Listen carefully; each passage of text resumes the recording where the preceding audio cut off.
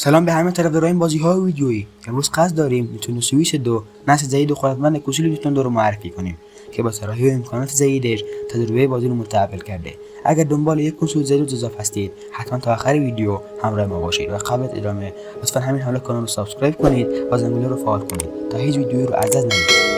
نیتندو سویچ 2 با طراحی ارگونومیک‌تر و خوددست‌تر راحتی بازی طولانی رو تضمین می‌کنه. صفحه نمایش بزرگتر با رزولوشن بالاتر رنگ‌ها و جزئیات فوق‌العاده‌ای رو به نمایش می‌ذاره که تجربه بصری شما رو به سطح کاملا جدید می‌رسونه. چه در حالت دستی و چه متصل به تلویزیون، کیفیت تصویر تحسین برانگیزه. این کنسول از پردازنده قدرتمندتر و حافظه مشتری بهره می‌بره که بازی‌ها رو سریع‌تر و بدون لگ اجرا می‌کنه. عمر باتری بهبود یافته به شما این امکان رو میده که ساعت‌ها بدون نگرانی بازی کنه، چه در خونه چه در سفر. این بهینه‌سازی سختی افزاری باعث شده تا تجربه کاربری بسیار روان و لذت بخش داشته باشید. نیتندو سویچ 2 امکانات نرم افزاری جدیدی مثل اشتراک گذاری ساله‌تر محتوا، حالت چند نفره پیشرفته و رابط کاری بهبود یافته داره. این امکانات نه تنها بازی کردن رو لذت بخشتر میکنن بلکه تعامل با دوستان و جامعه گیمینگ رو هم ساده‌تر میسازن. در نهایت نیتندو سویچ 2 گزینه‌ای بی‌نظیر برای هر گیمر حرفه‌ای و تازه‌کاره.